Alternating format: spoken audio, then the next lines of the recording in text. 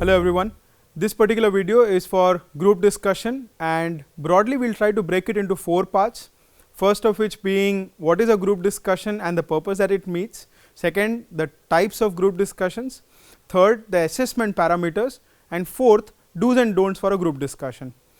Group discussion a lot of times is a selection criteria as far as, or rather a round for selection in organizations as well as for colleges, for selection of candidates after the first round of screening has happened, which is most probably an aptitude test.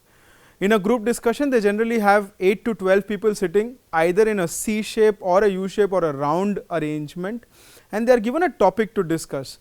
A lot of times certain qualitative things like how do they conduct themselves in a group, team skills, how do they ideate on a particular topic, and how do they arrive at a larger motive of reaching a conclusion or trying to converge on a particular point as a team is concerned is what is evaluated.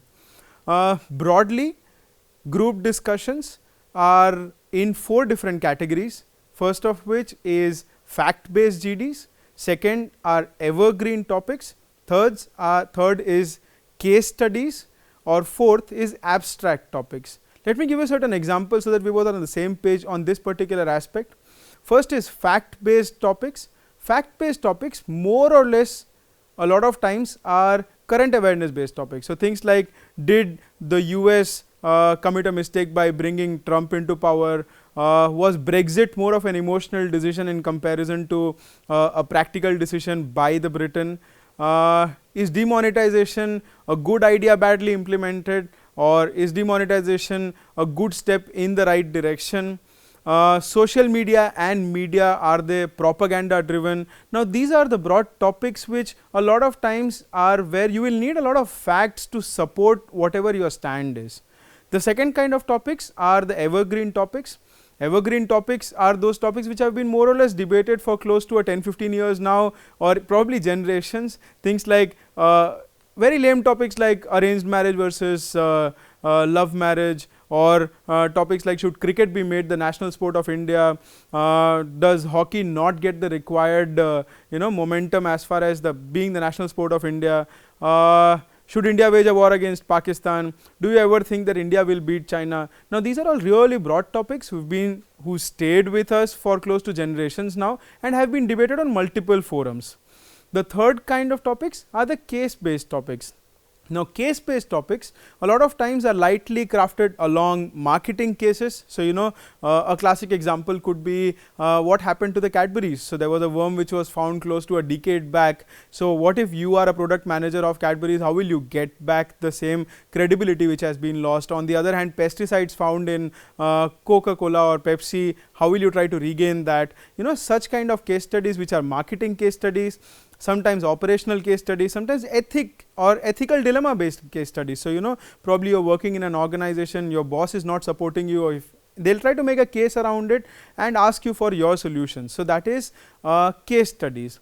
The fourth kind is the abstract variety, a lot of times to check only the creativity of the candidate. So, really creative topics like X, or the topics like K, water is blue, life is a lemon, I want my money back. Such kind of topics who might not have a head or tail around it, but it is just that how do you envision yourself in such a topic, and how do you creatively think through that topic to as a group of 10 to 12 people arrive at the same page, is something which is being tested in abstract topics.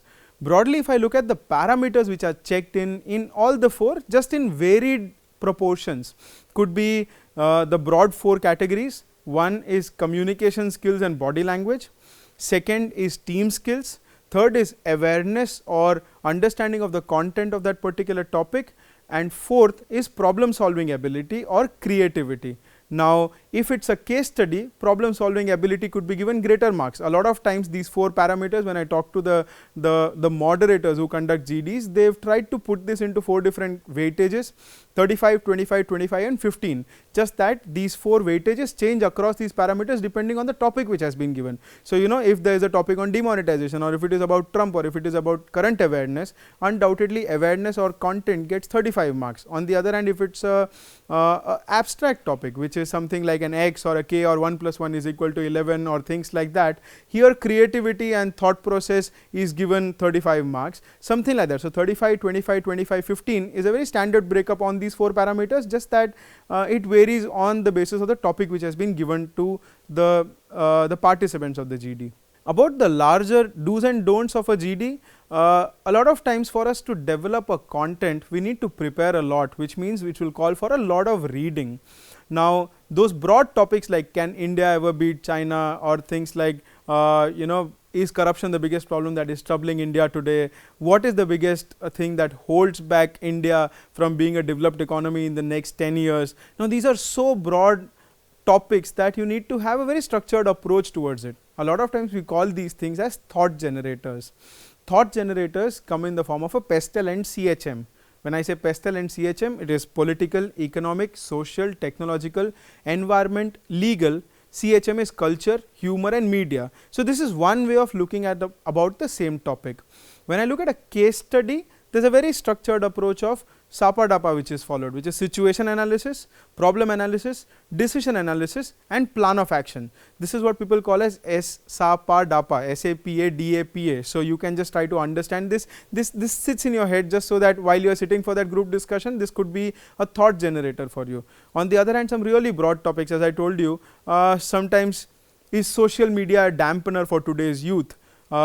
Social media is a complete propaganda. Now, once such kind of questions are asked, you can even try to follow the why, what, where, how, when approach, which is called W5H approach, wherein you try to question why did this topic come into the place and where do I want to take this particular topic to and why today. So, demonetization is today, hence the problem is today, and it could just be about any particular topic. W5H gives you a lot of perspective about the same topic depending on current awareness. So, this also constitutes the awareness plus content, which is 35 marks in such kind of discussions. The larger do's and don'ts for the GD, try to be constructive throughout the discussion, avoid a one-to-one. A lot of times when aggression reaches a particular point, after that you do not think constructively towards the topic, you rather think destructively against a particular opponent. This is where you should stop thinking about a person, maintain a good eye contact, avoid physical gestures which go beyond your shoulder. So, a lot of times if I want to point at somebody who is on my right, instead of using this, I should rather be using this because that keeps me inside my shoulder limit. Taking down points, trying to be constructively there, or writing down a point or two on a notepad is also considered to be a good gesture or an acknowledgement of the fact that you do listen when others speak. You don't necessarily need to start or end. So, there is this myth which says that you should either start or end a GD or give a conclusion. These are unnecessary compulsive things pushed by certain propaganda again. Very frankly, if you have a take on it, have a take on it. If you don't, you don't have a take on it. Don't try to push a particular take because that does not come out constructive enough. Your larger thought process is to have a cohesion of thoughts, bring your team together, reach a particular consensus if possible, acknowledge the fact that there are people who might have alternative opinions, try to include them in the larger scheme of things. And a lot of times there are some people who maintain a very neutral ground to certain topics. Things like if I say can India ever beat China, they will say as far as sports is concerned we cannot beat, as far as industry is concerned we cannot beat, as far as culture and freedom of press is concerned we can beat. Now, if the same person tries to beat around the bush or give you both sides of the coin, a lot of times it is not taken positively, because that also means that you do not have a stand for yourself. Even if you acknowledge the other points, always hold on to a particular stand, take a stand. Only certain topics which come with compulsion, things like are men better than women, or men are better managers than women, or probably blacks and whites, or religion based topics. Now, these are things which are not in your hand, these are God gifted. So, this is where you can maintain a neutral stand if at all you want to. Otherwise, for anything else you please have a stand. Try to push for your stand a little bit more and accommodate the other guys rather than having a very strong opinion in a single direction. That is it as far as GDs are concerned. Read a lot, stay aware. Best of luck for your season and do well. Thank you.